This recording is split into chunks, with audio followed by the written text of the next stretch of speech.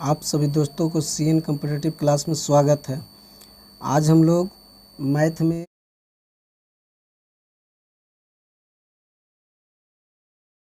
Class 1 लेकर आए हैं, जिसमें आपको बेसिक बात बताया जाएगा। साधारण ब्याज का जो चैप्टर बनाने में हम लोग की ज़रूरत पड़ेगा, उसके बारे में जानकारी लेना ज़रूरी है। इसमें आपको आज बेसिक बात बताया जाएगा, कुछ फार्मूला वगैरह भी बताया जाएगा। इससे पहले दोस्तों आपको अनुपात समानुपात साधारण ब्याज का क्लास बेसिक से कराया जा चुका है, जो प्लेयर लिस्ट में जाकर आप देख सकते हैं। हमारा प्लेयर लिस्ट खोले सीएन कॉम्पिटिटिव क्लास, उसमें जा कर के देखिए, टाइप बाई टाइप करके आपको साधारण ब्याज और अनुपात समानुपात का क्लास कराया जा चुका है।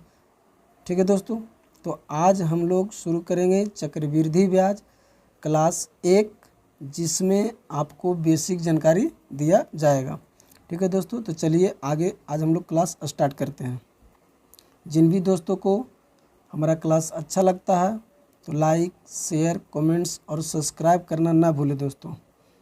चलिए क्लास आगे की ओर बढ़ाते हैं। देखिए दोस्तों, आज जो है चक्रवृद्धि ब्याज का पहले हम लोग फार्मूला जो होता है उसके बारे में भी अध्ययन करेंगे। तो पहले चक्रवृद्धि ब्याज कहते किसके हैं उससे हम लोग देख लेते हैं। तो चक्रवृद्धि ब्याज का जो डिफिनेशन यानी परिभाषा कहा जाता है दोस्तों, यदि प्रत्येक वर्ष का मिश्रधन अगले वर्ष के लिए मूलधन हो जाए, तो यह प्रक्रिया क्या है दोस्तों, चक्रवृद्धि ब्याज कहलाता है। यानी कहने का मतलब दोस्तों, यदि प्रत्येक वर्ष का मिश्रधन जो है अगले वर्ष के लिए मूलधन बनता है, तो यह प्रक्रिया चक्रवृद्धि ब्याज कहलाता है। क्योंकि साधारण ब्याज में ऐसा नहीं होता है, चाहे ब्याज जितना दिन के लिए भी दिया जाए तो समान रूप से चलता है, लेकिन यहाँ समान रूप से नहीं चलता है। इसलिए क्योंकि 1 साल होने के बाद जो हमारा मिश्रधन बनेगा, मूलधन से जो मिश्रधन बनेगा वो फिर से जो है दोस्तों मूलधन बन जाता है। तो ये डिफिनेशन हुआ दोस्तों चक्रवृद्धि ब्याज का। चलिए आगे देखिए स्पेशल हिंट्स। तो देखिएगा दोस्तों, इसमें जो है मूलधन, तो मूलधन को इंग्लिश में हम लोग क्या बोलते हैं दोस्तों, तो प्रिंसिपल। इंग्लिश को क्या बोलते हैं दोस्तों, प्रिंसिपल। मूलधन को इंग्लिश में क्या बोलते हैं, प्रिंसिपल। इसे पी से इंडिकेट करते हैं यानी सूचित करते हैं, पी से इसे इंडिकेट करते हैं यानी सूचित करते हैं दोस्तों। मिश्रधन, तो मिश्रधन को इंग्लिश में बोलते हैं अमाउंट।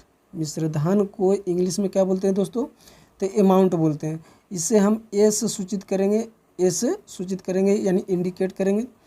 आगे दर है जो दोस्तों, इसको इंग्लिश में रेट बोलते हैं। इसको इंग्लिश में क्या बोलते हैं, रेट। दर को इंग्लिश में क्या बोलते हैं दोस्तों, रेट। इसे आर से सूचित करते हैं।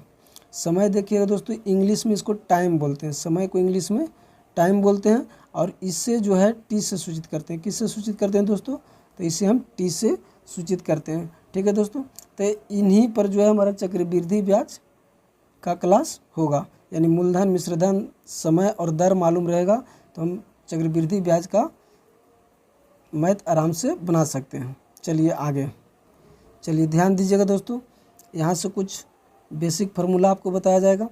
तो यहाँ देखिएगा, ए मतलब आपको हम बता दिए कि मिश्रधन होता है। तो मिश्रधन के लिए फार्मूला है ए बराबर पी इंटू 1 + r/100, 1 + r/100 और पावर टी। और टी से होता है दोस्तों टाइम। तो टाइम 2 वर्ष, 3 वर्ष, 4 वर्ष जो दिया रहेगा यहाँ लिखा जाएगा। ठीक है दोस्तों, और यहाँ पे हमारा मूलधन हो जाएगा, यहाँ मिश्रधन हो जाएगा, और यहाँ आर रहेगा दोस्तों। तो ये जो फार्मूला है दोस्तों बहुत ही महत्वपूर्ण फार्मूला है। इसका बहुत बेसिक ज़रूरत हम लोग के है, जो कि हम लोग 7-8 क्लास में इसे पढ़े हैं। ठीक है दोस्तों, अब देखिएगा यहाँ से जो है CI यानी कि चक्रवृद्धि ब्याज, यानी चक्रवृद्धि ब्याज जब निकालना है तो यहाँ जो है दोस्तों मूलधन होगा, यहाँ जो दोस्तों आर होगा यानी समय होगा, नहीं दोस्तों यहाँ दर होगा यानी प्रतिशत होगा, और यहाँ जो है हमारा समय रहेगा।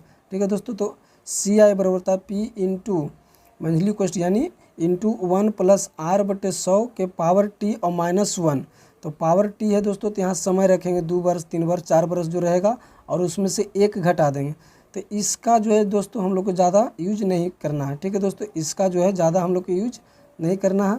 हम लोग को ये निकला हुआ जब मालूम हो जाएगा, मिश्रधन हमें मालूम रहेगा, तो यहाँ से हम देखिए दोस्तों CI निकाल सकते हैं। CI बराबर होता है A माइनस P, यानी मिश्रधन माइनस मूलधन। अगर हमें नहीं भी मालूम है तो अगर मिश्रधन निकाल करके मूलधन को घटा देंगे तो साधारण ब्याज निकल जाएगा दोस्तों। बाकी हम लोग जो है रेशियो मेथड से हल करेंगे, बाकी जो है रेशियो मेथड से हम लोग क्लास को पढ़ेंगे आगे, लेकिन बेसिक बात समझ लेते हैं।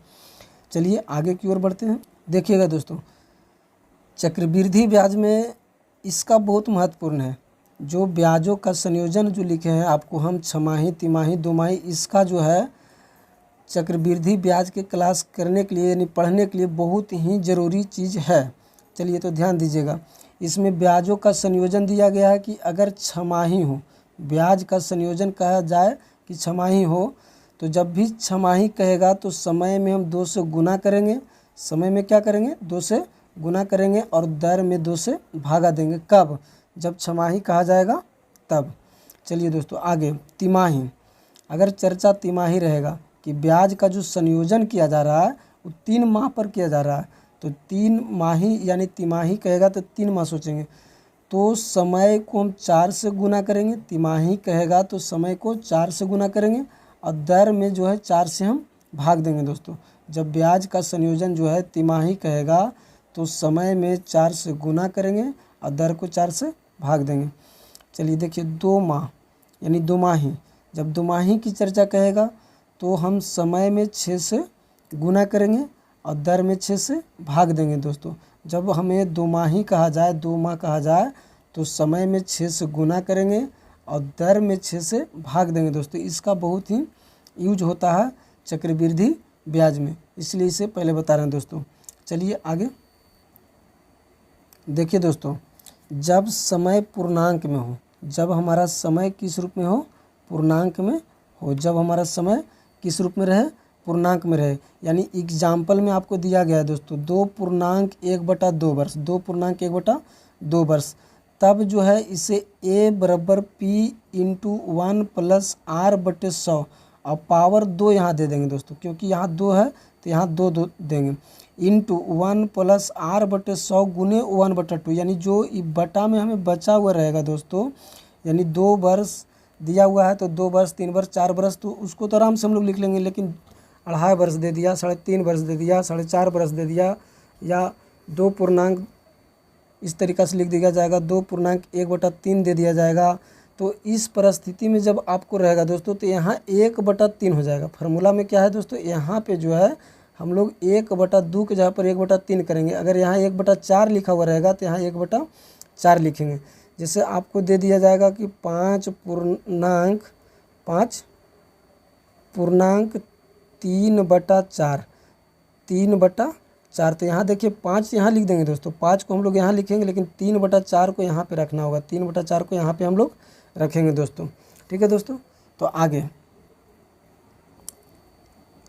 ध्यान दीजिएगा, जब पहले वर्ष, यहाँ देखिएगा, जब पहले वर्ष, दूसरे वर्ष, जब पहले वर्ष, दूसरे वर्ष तथा तीसरे वर्ष के लिए दर क्रमशः R1, R2 तथा R3 हो, तो माने कि कहने का मतलब हो गया कि जब दर समान नहीं हो, पहला वर्ष का दर माने कुछ और हो, दूसरा वर्ष का दर कुछ और हो, तीसरा वर्ष का दर कुछ और हो, तब ये फार्मूला का यूज करेंगे दोस्तों। A बराबर 1 plus R1/100 into 1 plus R2/100 into 1 plus R3/100। जब क्या क्रमशः ब्याज का दर जब अलग अलग रहेगा तब दोस्तों इस फार्मूला का हम लोग यूज करेंगे। देखिए इसका एग्जाम्पल आगे बताते हैं। देखिएगा, एग्जाम्पल में आपको दिया गया 5%, 10% और 15% दर दिया रहेगा। पहले वर्ष के लिए 5%, दूसरे वर्ष के लिए 10% और तीसरे वर्ष के लिए 15%। तब यहाँ से फार्मूला A बराबर लगाएंगे P इंटू 1 प्लस R तो आर के जगह पर पहला आर कितना है दोस्तों 5%, यहाँ 5% यूज करेंगे यहाँ पे। दूसरा आर कितना है दोस्तों 10%, यहाँ 10% यूज करेंगे। तीसरा आर कितना दोस्तों 15%, यहाँ 15% यूज करेंगे दोस्तों। तो इस तरीक़ा से अगर दर 2, 3, 4, 5 भी दिया रहेगा तो इस तरीक़ा से आराम से हम लोग लिख करके बना लेंगे दोस्तों। ठीक है, चलिए आगे देखिएगा दोस्तों। आगे बताया जा रहा है आपको कि CI और SI में अंतर के लिए, यानी CI और SI में अगर अंतर दिया रहेगा तो हम कैसे निकाल सकते हैं दोस्तों। CI और SI का जब हमसे अंतर पूछेगा तो हम लोग कैसे बना सकते हैं। यहाँ ट्रिक लिखे हैं जो फार्मूला के रूप में, कोई स्पेशल ट्रिक नहीं होता है दोस्तों। ठीक है, तो फार्मूला है तो 2 वर्ष के लिए, यहाँ से देखिएगा 2 वर्ष के लिए, तो 2 वर्ष के लिए होता है PR², यानी कि P बराबर हो जाएगा हम लोग के मूलधन R के स्क्वायर, जो R दिया रहेगा उसको 2 बार लिख देंगे तो स्क्वायर हो जाएगा, और इंटू नीचे 100 का स्क्वायर कर देंगे, नीचे 100 का स्क्वायर कर देंगे। जब 2 वर्ष का CI और SI का अंतर पूछा जाएगा तब PR² बटे 100 के स्क्वायर, ये 2 वर्ष के लिए हो गया दोस्तों। ये कितना वर्ष के लिए हो गया दोस्तों, तो 2 वर्ष के लिए हो गया। चलिए आगे हम लोग देखेंगे तीसरा वर्ष के लिए। कितना वर्ष के लिए दोस्तों, तो तीसरे वर्ष के लिए। तो तीसरे वर्ष के लिए अगर CI और SI का अंतर पूछा जाएगा दोस्तों तो हम लोग करेंगे PR² into 300 plus R, 300 plus R, अब बटे में 100 के क्यू। ठीक है दोस्तों, जब हमसे 3 वर्ष के लिए पूछा जाएगा तो PR² इंटू 300 प्लस R, अब बटे में 100 का क्यू करेंगे दोस्तों। ठीक है, ये 3 वर्ष के लिए आपका फार्मूला हो गया दोस्तों। और ये जो फार्मूला था दोस्तों आपको 2 वर्ष के लिए फार्मूला था दोस्तों। तो ये दोनों फार्मूला को याद रखिएगा ताकि आपको 2 वर्ष का CI और SI पूछा जाए, 3 वर्ष का CI और SI पूछा जाए। अधिकतर 2 और 3 वर्ष का ही CI और SI का अंतर पूछा जाता है दोस्तों। ठीक है, अगर 4 वर्ष के लिए पूछा जाएगा तो हम लोग जो अनुपात मेथड से जो मैथ पढ़ेंगे वहाँ पर आपको हम बताएँगे। चलिए आगे देखिएगा दोस्तों, कहता है प्रथम वर्ष का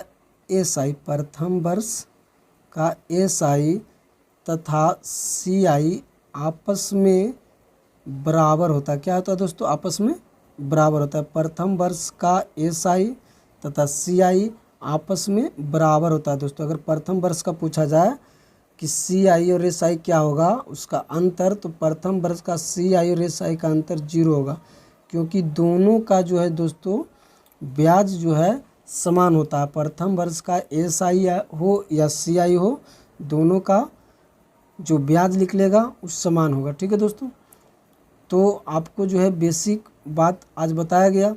कल से हम लोग टाइप 1, टाइप 2, टाइप 3 करके आगे की ओर हम लोग पूरा CI को समाप्त करेंगे। आपको अगर वीडियो अच्छा लगता है तो लाइक, शेयर, कमेंट्स और सब्सक्राइब करना ना भूलें दोस्तों। ठीक है दोस्तों, ओके।